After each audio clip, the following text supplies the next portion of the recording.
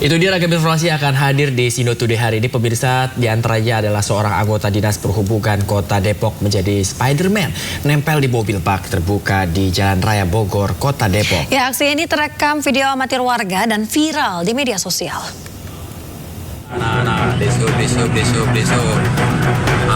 Terus mang. Bawa. Dalam rekaman video amatir yang beredar, terlihat anggota Disub menempel seperti Spider-Man di bagian depan mobil pickup terbuka. Peristiwa berawal saat petugas berusaha menghentikan mobil bak terbuka yang overload yang berjalan zigzag dari arah Jakarta menuju Bogor. Namun saat diberhentikan, sang sopir marah dan kembali melanjutkan perjalanannya.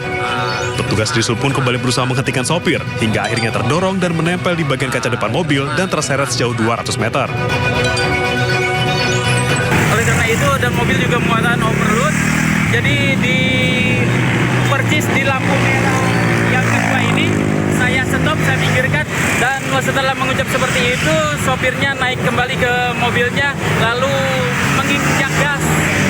Jadi menginjak gas, dan dengan refleksnya saya yang berada di depan mobil tersebut, saya langsung refleks menaik di depan mobil itu. Selain sempat tancap gas dan membawa seorang petugas Disub, sang sopir mobil pickup bahkan juga sempat berkata kasar kepada petugas lantaran tak terima diberhentikan. Kasus ini pun kini tengah diselidiki Polres Metro Depok. Dari Depok, Jawa Barat, Yung Rizky, iNews melaporkan. Pemirsa, akibat bau tak sedap yang berasal dari limbah pembakaran pabrik, puluhan mak-mak demo di kantor Kecamatan Sukaraja, Bogor, Jawa Barat. Jadi warga menuntut pihak kecamatan menindak tegas pihak pabrik yang lalai mengelola limbah.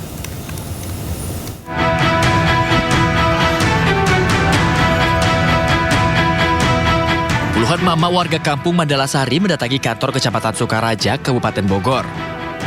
Mereka menuntut pihak kecamatan menindak tegas perusahaan karpet yang berada di tengah permukiman warga ditindak tegas. Karena pihak pabrik kerap melakukan pembakaran limbah yang menimbulkan bau tak sedap hingga menyebabkan warga menderita ispa. Selain itu, warga juga mengeluhkan suara bising di sekitar pabrik. Sehingga warga menuntut pihak kecamatan mencabut izin operasional perusahaan. Memang terdampak asap yang sangat menyengat, sehingga menyimpulkan warga kami itu untuk direlokasi, bukannya begitu? Siap, relokasi. Nah, itu suara masyarakat kami. Dari mana, Pak? Ya, asap dari pencemaran udara dari Rembong. Pihak kecamatan pun berjanji akan memfasilitasi warga melakukan mediasi dengan pihak perusahaan dan meminta kegiatan dihentikan sementara waktu. Dari Bogor, Jawa Barat, Wildan Hidayat, iNews melaporkan. Pemirsa, Kementerian Kelautan dan Perikanan menyegel pagar bambu sepanjang 30 km di perairan Tanjung Kait, Kabupaten Tangerang yang viral di media sosial. Penyegelan dilakukan karena pagar bambu laut tidak memiliki izin dan juga menghalangi nelayan mencari ikan.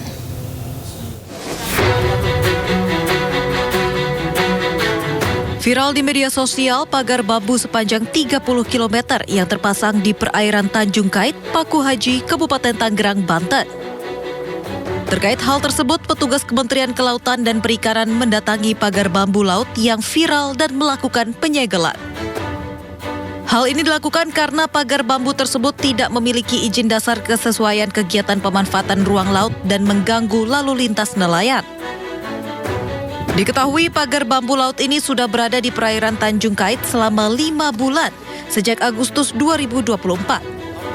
Meski demikian, belum diketahui siapa pemilik pagar bambu laut tersebut.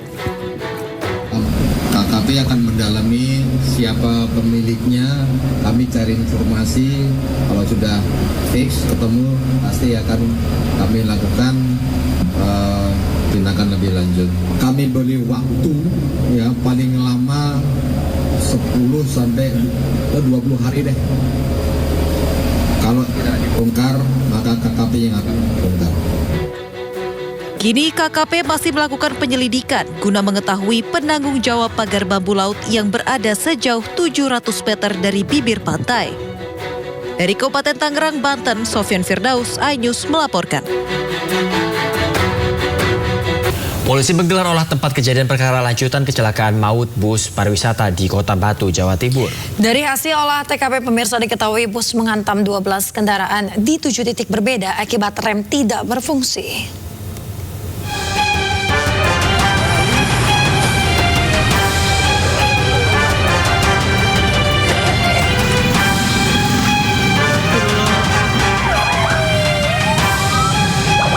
Ditlantas Polda Jawa Timur bersama Satlantas Polres Batu melakukan olah tempat kejadian perkara lanjutan untuk menyelidiki penyebab kecelakaan maut bus pariwisata yang membawa rombongan siswa dari Bali di Batu, Jawa Timur. Olah TKP menggunakan alat Traffic Accident Analysis di 7 titik terjadinya tabrakan, yakni di sepanjang Jalan Imam Bonjol dan Jalan Patimura sepanjang 2,3 km. Dalam kecelakaan ini total ada 6 motor dan 6 mobil yang dihantam bus pariwisata tersebut akibat remblong. Polisi masih menyelidiki faktor-faktor penyebab terjadinya kecelakaan maupun tidak berfungsinya rem.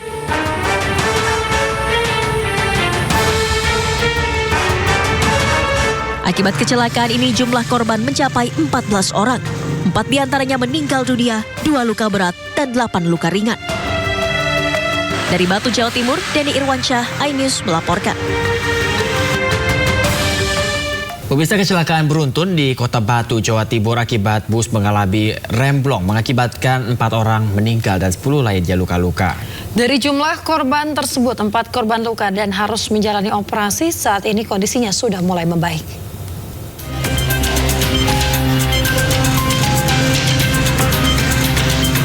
Korban kecelakaan beruntun di Kota Batu, Jawa Timur dirawat di 2 rumah sakit berbeda. Korban luka berat mengalami cedera bagian pembuluh darah dan patah bagian pinggul, harus dirujuk Rumah Sakit Syaiful Anwar Kota Malang untuk dilakukan tindakan operasi.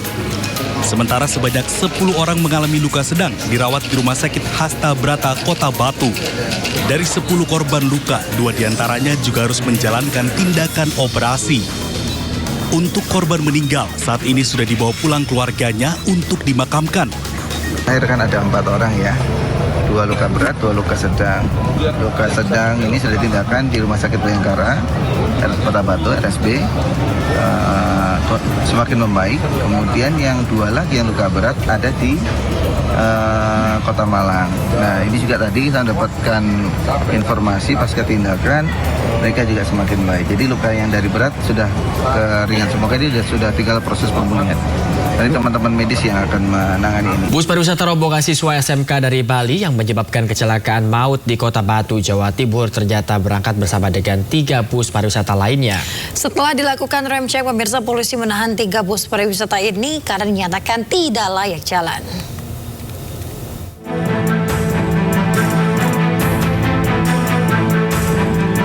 Rombongan 160 siswa SMK dari Badung, Bali menunggu di res area Kota Batu. Usai kendaraan bus pariwisata yang ditumpangi mereka diberhentikan polisi. 3 bus pariwisata ini tergabung dalam satu rombongan dengan bus pariwisata yang mengakibatkan kecelakaan maut, menabrak 12 kendaraan di Kota Batu, Jawa Timur. Dari hasil pemeriksaan fisik ditemukan ada sejumlah ban dalam kondisi pecah dan retak. Sementara dari pengecekan kelengkapan administrasi, diketahui 3 bus ini belum memperpanjang izin angkut dan uji kendaraan bermotor. Polisi pun menyatakan ketiga bus dalam kondisi tidak layak jalan dan menahannya. Kecelakaan semalam ternyata tidak sendiri, ada tiga bis lainnya yang menyertai. Jadi rombongan ini seluruhnya ada 4 bis dengan 160-an peserta. Kita berhasil menghentikan yang 3 lagi. Kebetulan masih berada di Batu, dan faktanya setelah kita cek ketiganya tidak layak jalan. Polisi kemudian meminta keterangan dari pengemudi dan kenek bus dan akan memanggil operator bus pariwisata untuk diperiksa. Sementara rombongan siswa SMK dicarikan bus pengganti untuk kembali ke Bali. Dari Batu, Jawa Timur, Denny Irwansyah, iNews melaporkan. Kita ke informasi selanjutnya, pemirsa. Kejaksaan Negeri Mataram telah menerima penyerahan tersangka IWAS alias Agus Difabel serta barang bukti dari kepolisian. Iya, Kejari Mataram langsung melakukan penahanan terhadap tersangka pelecehan seksual terhadap mahasiswa di Mataram itu selama 20 hari ke depan di rutan kelas 2A Kuripan, Lombok Barat.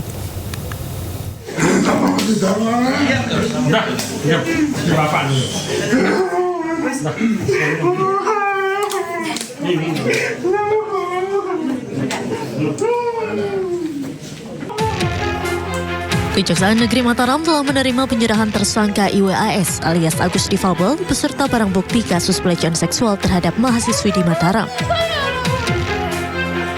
Kepala Kejaksaan Negeri Mataram, Ivan Jaka, menyampaikan pelimpahan tahap 2 oleh pihak kepolisian dilakukan setelah jaksa peneliti menyatakan berkas perkara Agus Difabel dinyatakan lengkap atau P21.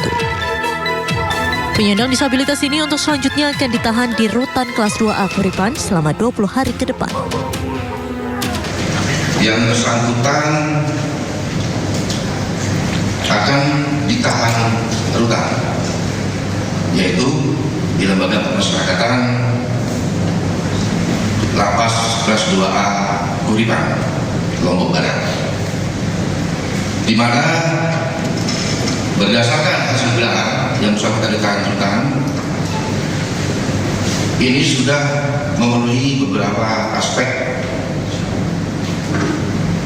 Adanya diantaranya ada 4 ahli dari visum, psikolog forensik, dan psikolog kriminal. Agus disangkakan melanggar pasal 16 huruf C dan A, junto pasal 15 ayat 1 huruf E, Undang-Undang 12 tahun 2022 tentang tindak pidana kekerasan seksual atau TPKS. Ia terancam 12 tahun penjara dan denda 300 juta rupiah. Namun penahanan rutan Agus tersangka pelecehan seksual terhadap mahasiswi di Mataram ini mendapatkan keberatan dari yang bersangkutan. Tim kuasa hukum Agus pun mengajukan surat keberatan dan meminta Agus dijadikan tahanan rumah atau tahanan kota.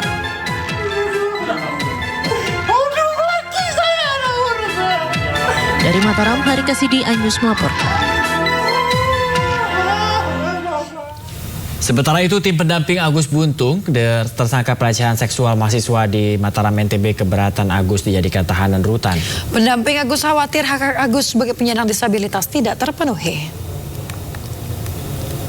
Dua hal itu bisa dipilih gitu. Kalau misalnya tahanan rutan kemudian menjadi soal yang sangat substantif dalam hal ini, yang dapat nanti kemudian terblok up, meledak menjadi isu hak asasi manusia gitu kan. Kenapa kemudian kita tidak memilih jenis penahanan yang lain? Seperti tahanan kota. Kalau misalnya tahanan kota masih ragu, tahanan rumah bagus ya. Sejauh ini ketika Polda NTB memberikan status tahanan rumah kepada IWAS, ya kami sangat mengapresiasi. Dan dia kooperatif Pak. Ya kan? Berdasarkan KUHP, soal indikasinya seorang ini harus dilakukan penahanan ya kan? Karena dia dikhawatirkan melarikan diri. Ya kan? Kemudian merusak barang bukti atau menghilangkan barang bukti. Tidak kooperatif. Ya kan? Itu indikator hukumnya. Gitu. Dan selama dia dilakukan penahanan rumah, Agus ini tidak pernah tidak kooperatif. Pemirsa, sebelumnya penetapan Agus Difabel sebagai tersangka pemerkosaan tuai sorotan. Ya, meski tidak punya tangan, Agus dinilai tetap bisa memperkosa korban dengan mengancam dan melakukan intimidasi.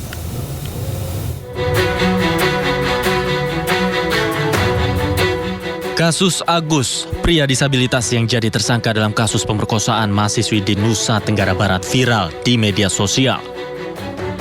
Peristiwa ini menimbulkan pro kontra di masyarakat terkait penetapan Agus sebagai tersangka yang dinilai tidak memiliki kedua tangan namun bisa jadi tersangka pemerkosaan. Meski demikian, polisi telah mengantongi alat bukti yang membuktikan Agus sebagai tersangka pemerkosaan. Agus diduga melakukan tindak pidana pelecehan seksual fisik terhadap korban dengan tipu muslihat dan ancaman. Agus Difabel rencananya akan ditahan di Lapas Kelas 2A Lombok Barat. Lapas Lombok Barat juga telah menyiapkan ruangan khusus untuk Agus yang berbeda dengan ruang tahanan lain. Nantinya, pihak lapas juga akan memodifikasi ruangan sesuai kebutuhan Agus difabel, termasuk menyediakan kloset duduk. Nah, nanti sambil berjalan nanti karena fasilitas yang ada kloset duduk, nanti kalau memang yang bersangkutan tidak bisa menggunakan kloset itu, nanti kita juga akan memfasilitasi kebutuhan dia apabila dia membutuhkan misalnya modifikasi. Berkas kasus Agus difabel telah memenuhi syarat formil dan material, sehingga perkara ini telah siap untuk disidangkan. Dari Lombok, Nusa Tenggara Barat, Tim Liputan iNews melaporkan. Pemirsa, kita ke informasi lainnya. Diduga mengalami rem yang tidak berfungsi, sebuah truk menabrak 2 unit minibus dan 1 pengendara motor di Jalan Lintas Padang Solok, Nagari Kukuak, Kabupaten Solok, Sumatera Barat. Tidak ada korban jiwa dalam peristiwa ini.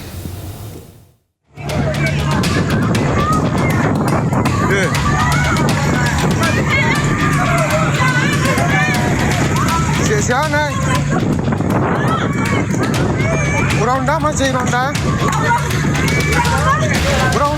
Warga panik melihat kecelakaan beruntun yang melibatkan 1 truk dengan 2 minibus dan 1 sepeda motor di Jalan Lintas Padang Solok, Nagari Guguak, Kabupaten Solok, Sumatera Barat. Truk yang melaju dari arah Kota Padang menuju Solok diduga mengalami remblong dan hilang kendali sehingga menabrak 3 kendaraan yang berada di depannya hingga ringsek.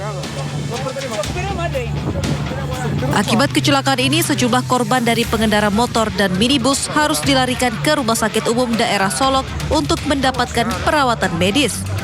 Beruntung tidak ada korban jiwa dalam peristiwa ini.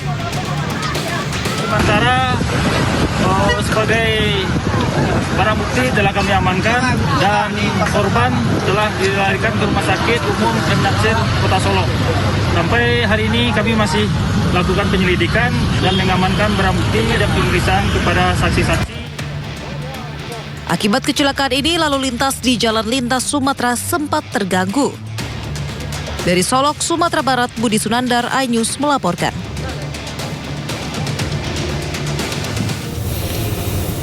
Pemirsa, sebuah mikrobus penuh penumpang menabrak sebuah warung di Jalan Pantura, Brebes, Jawa Tengah. Ya, sopir bus tewas seketika sementara 18 penumpang lainnya terluka. Lantas tolong ini, ambulan monitor, merapat semuanya. Ini masih banyak. Video amatir warga merekam usai mikrobus penuh penumpang menabrak sebuah warung di Jalan Pantura, Pakijangan, Brebes, Jawa Tengah. Para penumpang mikrobus ini sebagian besar adalah pelajar. 18 orang dari mereka terluka dan harus dibawa ke rumah sakit. Sementara itu, sopir bus tewas di lokasi kejadian. Polisi yang mendatangi TKP langsung menggelar olah TKP. Dari keterangan salah satu korban, kejadian bermula saat bus menyalip becak motor yang tiba-tiba tidak terkendali hingga menabrak sebuah warung. Peristiwa itu terjadi saat hujan deras mengguyur. Usai kecelakaan, korban luka dirawat di Rumah Sakit Bakti Asi Brebes. Hingga kini polisi masih menyelidiki penyebab pasti kecelakaan itu. Dari Brebes, Jawa Tengah, Trihandoko, Unibar, iNews melaporkan. Diduga kurang mahir pengemudi di jalan sempit, 1 unit minibus terjun ke sungai. Tidak ada korban jiwa dalam peristiwa ini.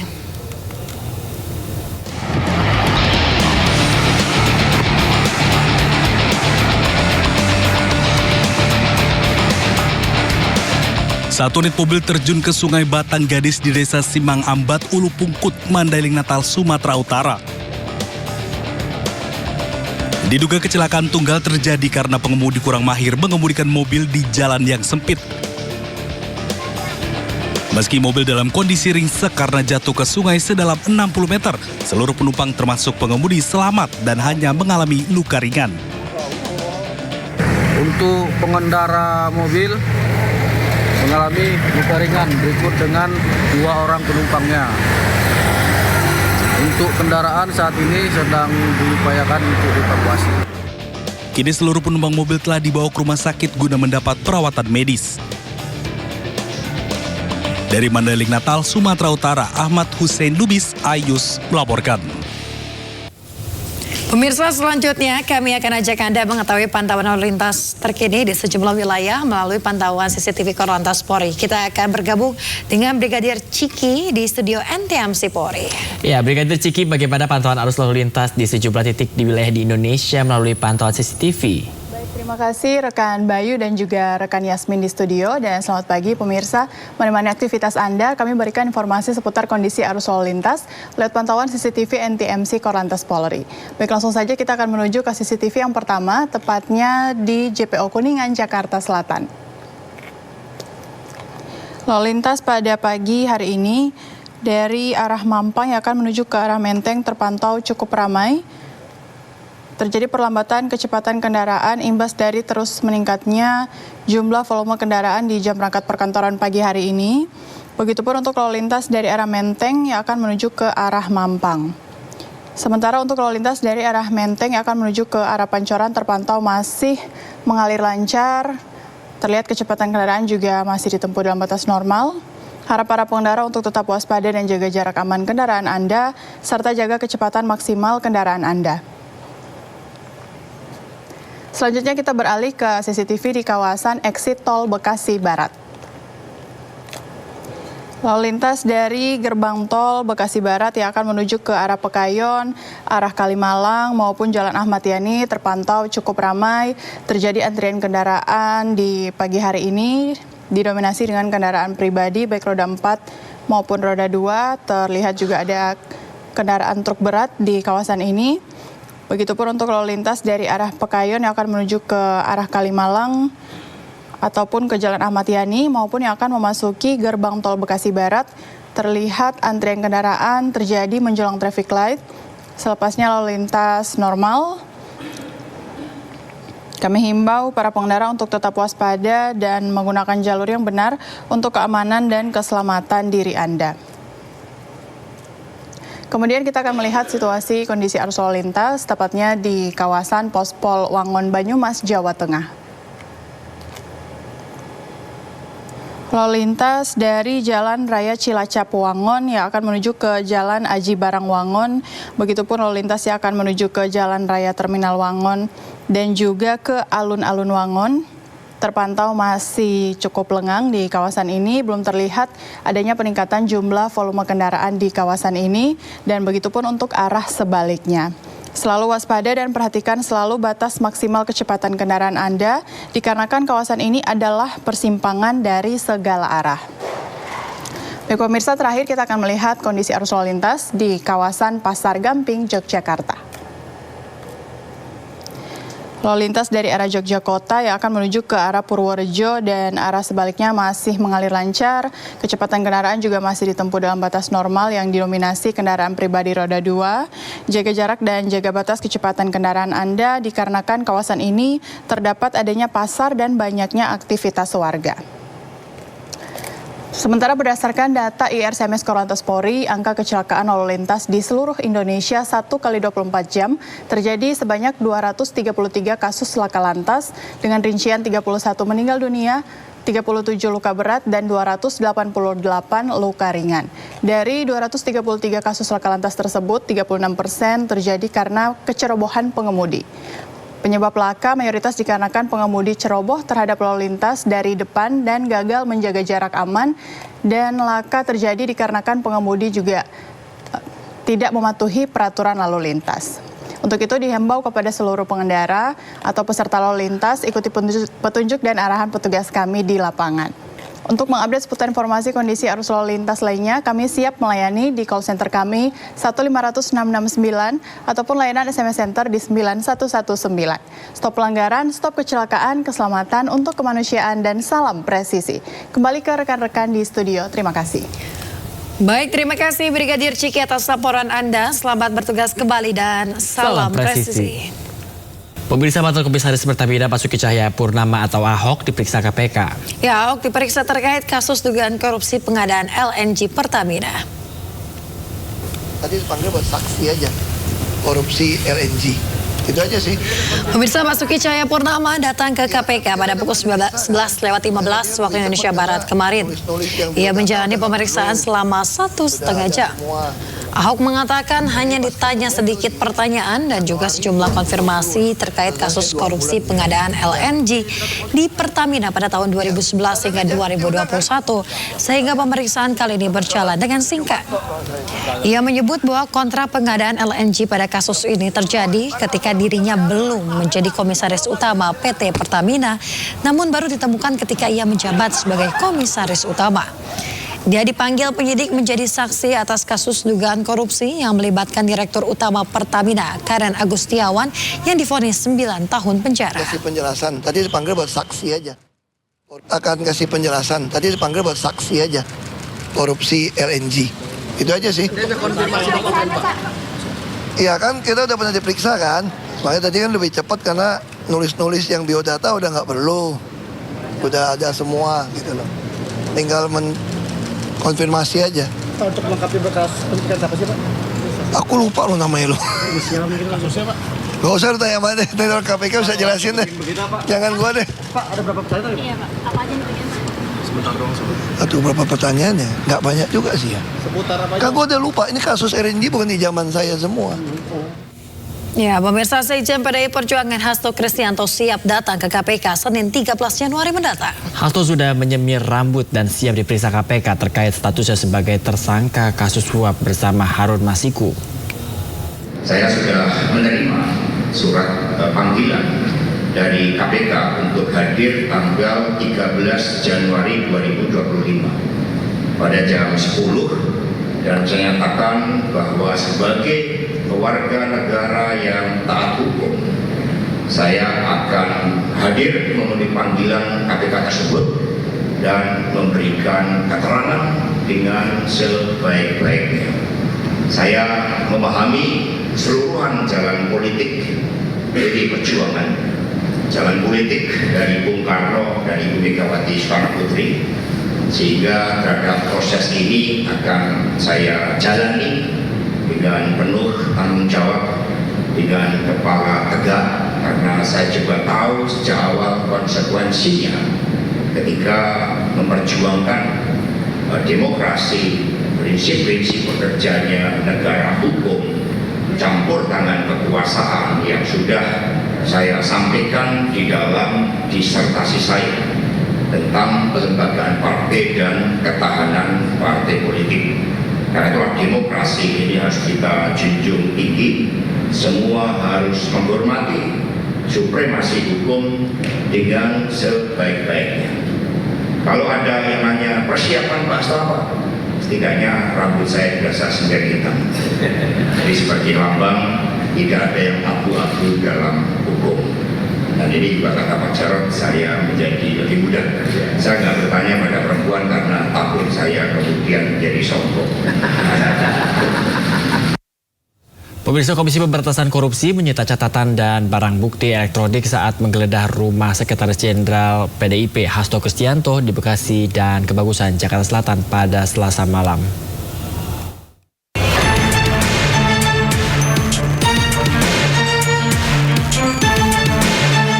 Penyitaan sejumlah barang saat penggeledahan di rumah Sekretaris Jenderal PDIP Hasto Kristianto di Bekasi, Jawa Barat dan Kebagusan, Jakarta Selatan disampaikan oleh Direktur Penyidikan KPK, Brigjen Pol Asep Guntur Rahayu pada Rabu malam.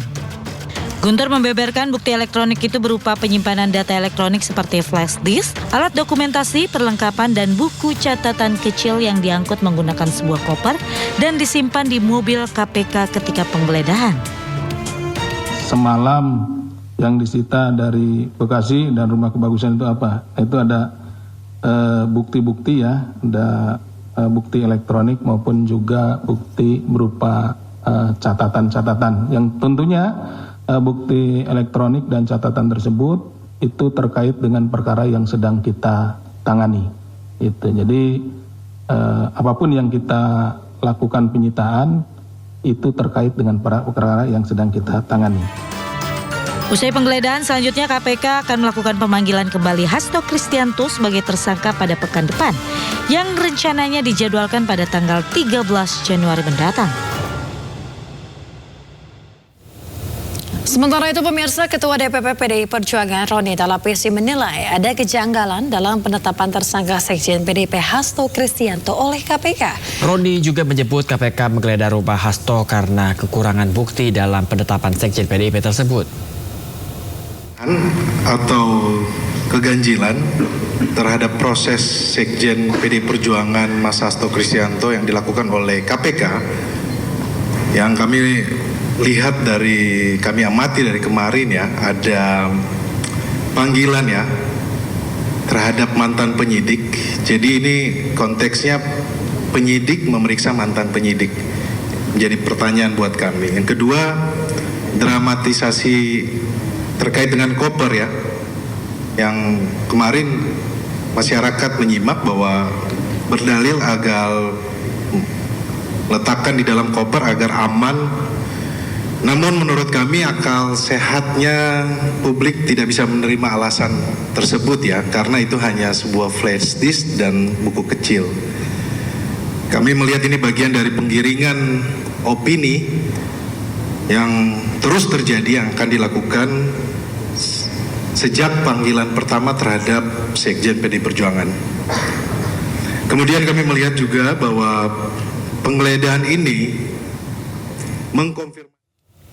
Ya, sebelumnya mantan penyidik KPK menyebut mantan Ketua KPK Firly Bahuri sempat meminta tim penyidik tidak menggeledah kantor PDIP saat kasus Harun Masiku mencuat. Dari internal sendiri nggak sih Bang? Tadi di BAP saya sampaikan emang lebih dari situ sih. Ya salah satunya yang bisa saya sebut ya jelas dari Firly Bahuri itu sendiri. Oh, apanya? Perintangan Firly Bahuri seperti apa Mas? Oh, setiap kali saya melakukan penggeledahan atau juga melakukan pemeriksaan atau juga sempat kan viral ya dulu ya pengen melakukan penggeledahan di kantor DPP ya, cuman itu selalu disebut jangan dulu sedang panas dan semacam itu. Jadi saya sampaikan juga bahwa kita reda dulu temponya biar sedikit adem dulu lah ya. Dan itu saya sampaikan juga. Saya kan tidak bisa juga ya seperti itu dihalang-halangi ya, cuman itu yang terjadi di masa. Pemirsa, sebelumnya rumah Sekjen PDI Perjuangan Hasto Kristianto di kawasan Kebagusan Jakarta Selatan dan juga di Bekasi Jawa Barat digeledah penyidik KPK. Ya, penyidik menyita beberapa dokumen terkait dugaan suap yang melibatkan buronan Harun Masiku.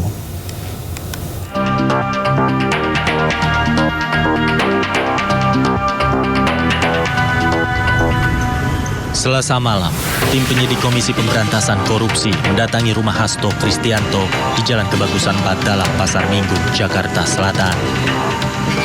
Penyidik KPK tiba di rumah Hasto menggunakan 8 mobil. Sejumlah penyidik datang bersama aparat kepolisian, didampingi oleh RT dan RW setempat. Saat penggeledahan, kondisi rumah hanya ditinggali oleh asisten rumah tangga dan tak terlihat Hasto maupun anggota keluarga lainnya selama penggeledahan. Cuman 8 mobil. Itu dari mana Bang? Kurang tahu. Mereka ngapain aja Bang di lokasi itu Bang? Ya saya lihatnya cuman ngumpul di depan doang. Masuk juga kan? Kalau yang polisi ada yang masuk. Ngeliat nggak Bang apa yang dibawa? Enggak lihat saya. Berapa lama Bang? Udah jam-jaman ya, dari jam 9 sampai jam 11. Sebelum ke Kebagusan, KPK juga menggeledah rumah Hasto Kristianto di Bekasi, Jawa Barat. Kediaman Hasto digeledah terkait kasus perintangan penyidikan yang melibatkan buronan Harun Masiku dan mantan komisioner KPU Wahyu Setiawan. Jam 3 tadi persis kami dapat telepon bahwa penyidik KPK akan melakukan penggeledahan ke rumah Pak Sekjen. Maka kami juga coba jam 3 datang langsung untuk melihat penggeledahan yang dilakukan oleh para penyidik KPK. Ya, ada gitu. beberapa barang yang diambil sama KPK nggak Pak? Ya, ada cuman dapat satu flash disk sama satu buku kecil tulisannya dari Mas Kusnadi. Itu aja. Yang satu koper di bawah itu apa Pak? Enggak, yang kita terima sebagai berita penyitaan barang hanya kepada 2 bukti itu. Menurut mereka itu ada dugaan keterkaitan perkara terhadap Harun Masiku. Dalam penggeledahan di 2 rumah Hasto, penyidik menyita beberapa dokumen yang diduga memuat informasi tentang kasus suap Hasto bersama Harun Masiku. Hasto ditetapkan sebagai tersangka dugaan perintangan penyidikan dan suap bersama Harun Masiku dan mantan Komisioner KPU Wahyu Setiawan. Hasto telah dipanggil oleh KPK pada 6 Januari lalu, namun mangkir pada panggilan pertama dengan alasan ada agenda internal partai. Dari Jakarta, Tim Liputan iNews melaporkan. Pemirsa, pasangan Pramono Anung dan Rano Karno resmi ditetapkan sebagai Gubernur dan Wakil Gubernur Jakarta terpilih periode 2025 dan 2030. Gubernur dan Wakil Gubernur Pramdol memenangkan Pilkada Jakarta dengan perolehan 50,6% suara sah. KPU Jakarta menetapkan Pramono Anung dan Rano Karno sebagai Gubernur dan Wakil Gubernur Jakarta terpilih periode 2025-2030. Pasangan Pram Rano memenangkan Pilkada Jakarta dengan perolehan 50,6% suara atau 2.183.239 suara, mengungguli pasangan Ridwan Kamil Suswono dan pasangan Dharma Pongrekun Kunwardana. Dalam pidatonya, Pramono juga menekankan pentingnya kerjasama dengan semua pihak, terutama DPRD, demi membangun wajah Jakarta menjadi kota global yang lebih baik. Bisa bekerja sama dengan baik. Karena apapun ke depan, kerjasama yang baik itulah yang akan menentukan wajah Jakarta sebagai kota global nomor 74 dari 156 bisa naik kelas. Ke panggung. Pramono juga berjanji akan melakukan kinerja secara transparan dan tidak akan membawa ASN dari daerah manapun karena percaya ASN Jakarta bisa bekerja dengan baik. Pelantikan Gubernur dan Wagub Jakarta periode 2025-2030 ini nantinya akan dijadwalkan pada 7 Februari 2025 mendatang. Dari Jakarta, Tim Liputan iNews melaporkan.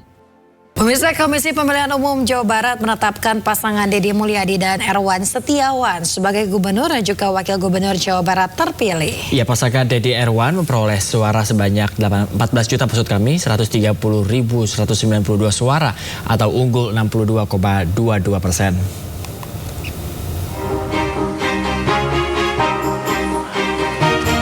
Setelah memenangkan Pilkada Jawa Barat, Komisi Pemilihan Umum menetapkan pasangan Deddy Mulyadi dan Erwan Setiawan sebagai Gubernur Jawa Barat periode 2025-2030.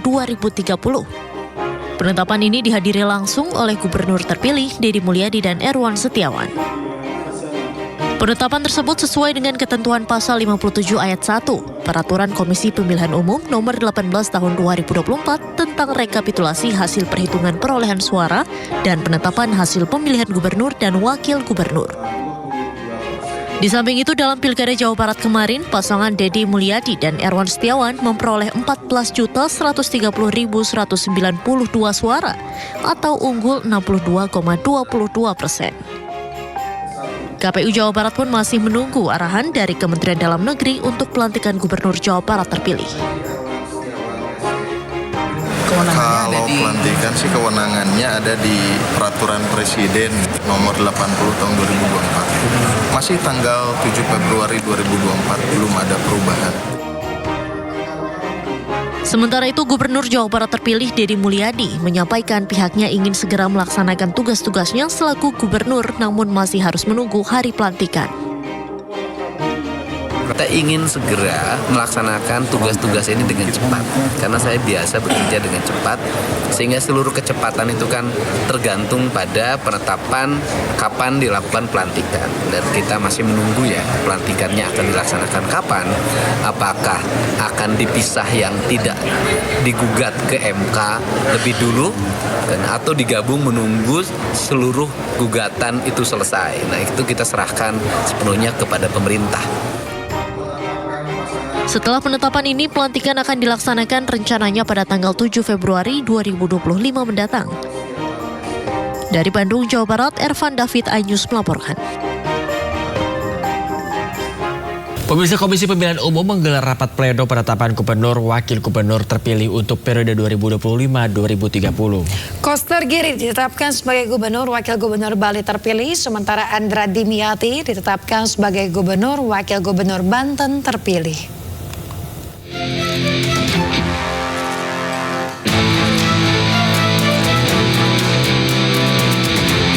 Komisi Pemilihan Umum Bali menetapkan Wayan Koster dan Inyoman Giri Prasta sebagai gubernur dan wakil gubernur Bali terpilih periode 2025 hingga 2030. Pasangan nomor urut 2 ini ditetapkan sebagai pemenang pemilihan gubernur Bali 2024 melalui rapat pleno yang digelar Kamis pagi. Koster Giri memperoleh 61,46% suara dari total perolehan suara sah, atau sebanyak 1.413.604 suara. Sementara Komisi Pemilihan Umum Provinsi Banten resmi menetapkan pasangan Andra Soni Ahmad Dimyati Natakusuma sebagai gubernur dan wakil gubernur Banten terpilih periode 2025-2030. Penetapan dilakukan melalui rapat pleno terbuka di Aula Kantor KPU Banten, Cipocok Jaya, Kota Serang, Kamis siang. Pasangan Andra Dimyati dinyatakan sebagai pemenang Pilgub Banten 2024 dengan perolehan suara 3.102.501 suara atau 55,88% dari total suara sah. Selanjutnya KPU Provinsi Banten akan menyampaikan surat pengusulan pengesahan pengangkatan pasangan calon terpilih ke DPRD Banten. Tim Liputan iNews melaporkan. Pemirsa, sidang sengketa Pilkada Kabupaten Tapanuli Utara, Sumatera Utara digelar di Mahkamah Konstitusi Jakarta. Dalam sidang ini pasangan Satika Simamora Sarlandi Huta Barat menggugat hasil Pilkada Tapanuli Utara yang memenangkan pasangan yang diusung Partai Perindo, Jonius Taripar Pasaroan Huta Barat, Deni Lumbantoruan.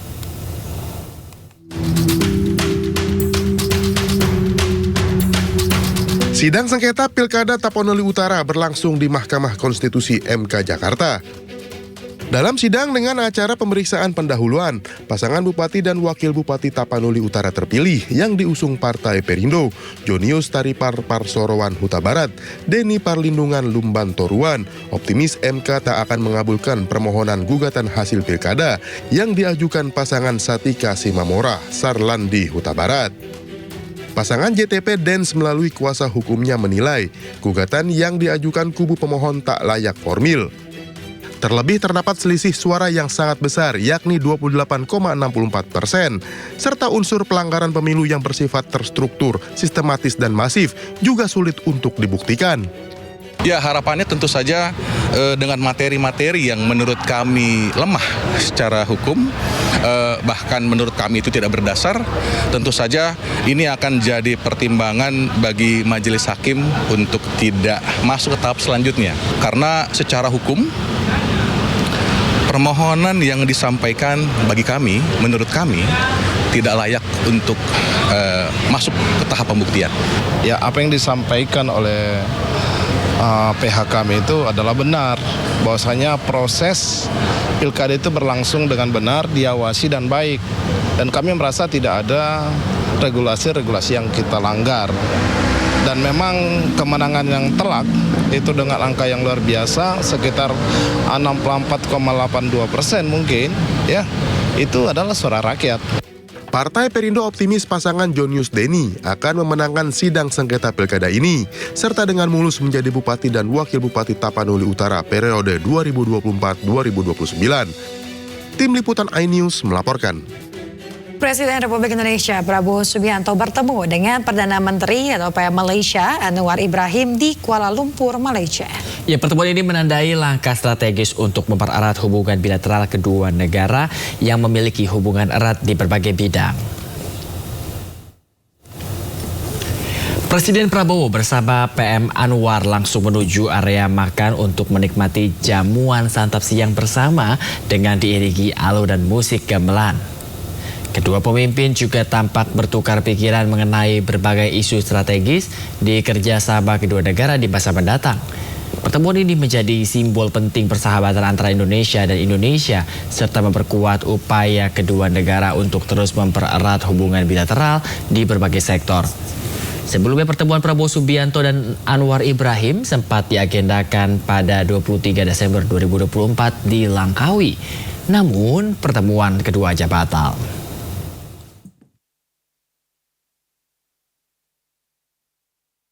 Menteri Koordinator Bidang Infrastruktur dan Pembangunan Kewilayahan Agus Harimurti Yudhoyono memanggil 5 menteri membahas rencana kerja hingga evaluasi menjelang 100 hari kerja Kabinet Merah Putih. Menteri Koordinator Bidang Infrastruktur dan Pembangunan Kewilayahan Agus Harimurti Yudhoyono memanggil 5 menteri yakni Kementerian Agraria dan Tata Ruang, Kementerian Pekerjaan Umum, Kementerian Perumahan dan Kawasan Permukiman, Kementerian Transmigrasi, dan Kementerian Perhubungan.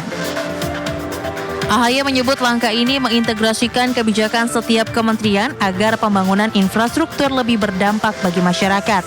Pihaknya akan membangun bendungan dan jaringan irigasi yang dapat mendukung sektor pertanian dan memperkuat ketahanan pangan nasional hingga mewujudkan swasembada pangan.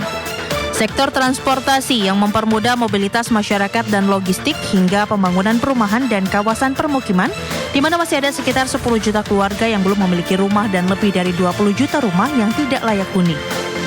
Tadi cukup panjang kami mendengarkan pemaparan yang disampaikan secara langsung oleh para menteri dan wakil menteri. Tadi kami membahas berbagai program unggulan sekaligus juga berbagai tantangan atau hambatan yang akan kita hadapi bersama. Tentu semangatnya adalah mencari solusi dan tugas kami di Kemenko ini adalah menghadirkan jembatan komunikasi, koordinasi dan integrasi.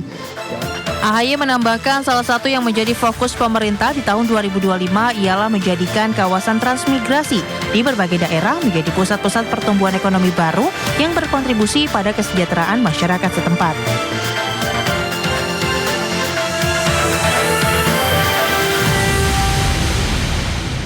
Pemirsa, Kementerian Keuangan mengklaim pajak pertambahan nilai 12% untuk barang mewah menambah pemasukan negara hingga 3,5 triliun rupiah. Ya, Kemenko berupaya mencari sumber penerimaan negara baru untuk mencapai target penerimaan negara pada 2025 sebesar 2.189,3 triliun rupiah.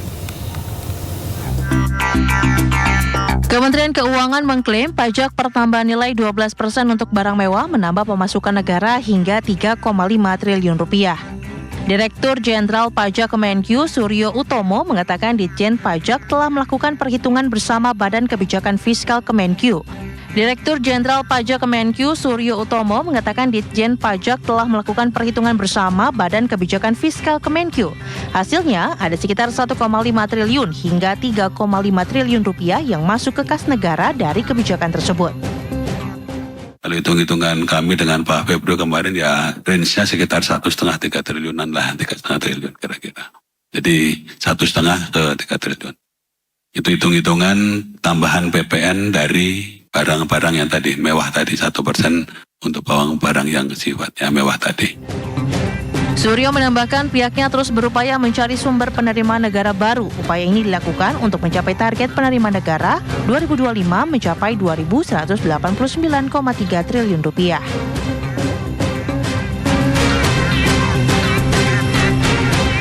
Pemirsa, masuk ke Indonesia menjadi anggota penuh blok ekonomi berkembang BRICS diyakini membuat pasar Indonesia akan lebih besar lagi. Ya, di mana Brasil, Rusia, India, Cina, dan South Africa atau Afrika Selatan akan memperkuat hubungan ekonomi dan perdagangan dengan Indonesia. Ketua Dewan Ekonomi Nasional atau DEN, Luhut Binsar Panjaitan, menyambut baik resminya Indonesia menjadi anggota penuh blok Brasil, Rusia, India, China, dan South Africa atau yang disebut dengan kelompok BRICS. Dewan Ekonomi Nasional menilai dengan bergabungnya Indonesia ke BRICS, pasar Indonesia disebut akan lebih besar lagi. Di mana dengan pasar Indonesia yang lebih besar, Luhut menyebut Indonesia bisa meminimalisir persoalan yang terjadi di beberapa negara seperti China dan Amerika Serikat. Saya katakan Indonesia is too big to lean to any country. Indonesia terlalu besar untuk berpihak kepada satu negara, yang maksud saya waktu itu Cina dan Amerika. Kita tidak perlu, apalagi sekarang ini, apalagi dengan presidennya seperti Pak Prabowo, tidak perlu. Jadi kita perlu merdeka, perlu independen. Ya sedikit nakal-nakal lah, menunjukkan bahwa kita punya punya say juga. Apa keuntungan kita dengan BRICS? Ya market.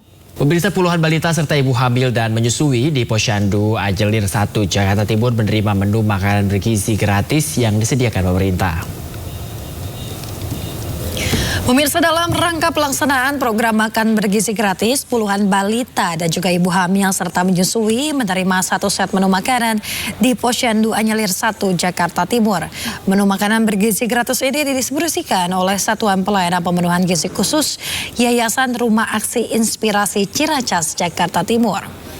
Wakil Menteri Pemberdayaan Perempuan dan Perlindungan Anak Veronica Tan, juga Wakil Menteri Kependudukan dan Pembangunan Keluarga Isyana Bagus Oka ikut memantau pembagian makan bergizi gratis bagi ibu hamil dan menyusui ini. Jalan dengan cukup lancar, tapi kita tahu sendiri kalau anak-anak makan itu kan beragam ya. Ada yang makannya dengan mudah, ada yang perlu upaya, tapi memang ini juga merupakan bagian dari edukasi kepada anak-anak juga dengan cara orang tuanya masing-masing, karena caranya tentunya akan berbeda-beda, bahwa makanan bergizi itu sangat penting untuk tumbuh kembangnya nanti ke depan. Dan salah satu kenapa ibu hamil, ibu menyusui, dan anak-anak usia prasekolah menjadi sasaran dari program makan bergizi gratis ini, salah satunya adalah untuk pencegahan stunting. Karena kita ketahui pencegahan stunting itu akan efektif untuk dilakukan pada saat 1000 hari pertama kehidupan. Dan 1000 hari pertama kehidupan itu ya dimulai pada saat, bukan pada saat bayi dilahirkan, tapi justru sudah dimulai pada saat ibu mulai mengandung, dan nantinya dilanjutkan pada saat bayi sebelum usia 6 bulan kan belum makan ya, masih ASI eksklusif. Berarti ibu menyusuinya juga masih mendapatkan asupan makan bergizi gratis, dan nantinya juga dilanjutkan ke anak-anak usia prasekolah itu. Dan yang paling penting kalau kita lihat di setiap SPPG atau Satuan Pelayanan Pemenuhan Gizi yang di bawah komando dari Badan Gizi Nasional, karena kita tahu program ini diampu penuh oleh Badan Gizi Nasional dan seluruh kementerian lembaga, termasuk juga dari kementerian kami, Kementerian Kependudukan dan Pembangunan Keluarga BKKBN, juga mendukung penuh untuk pelaksanaan makan bergizi gratis ini. Dan tentunya kita lihat bahwa di setiap SPPG itu ada kepalanya, ada ahli keuangannya untuk adminnya, dan kemudian juga ada ahli gizi. Nah, ahli gizi ini di setiap SPPG yang akan menentukan menu-menu masing-masing dan disesuaikan angka kecukupan gizinya. Kalau untuk anak-anak tentunya gramasinya atau jumlahnya akan lebih sedikit dibandingkan dengan kebutuhan yang dimiliki oleh ibu hamil. Dan ini disesuaikan dan dihitung betul. Dan untuk menu makanannya sendiri memang bervariasi karena tergantung dari masing-masing SPPG. Tujuannya apa? Karena masing-masing SPPG memiliki kondisi yang berbeda-beda. Tentunya kita akan melihat ketersediaan bahan pangan yang ada di lokal. Karena salah satu tujuan dari makan bergizi gratis ini adalah supaya nantinya ekonomi lokal bisa benar-benar bergerak dan ekonomi di masing-masing daerah tempat SPPG itu berada betul-betul bisa dapat meningkat nantinya. Kalau untuk menu hari ini nih,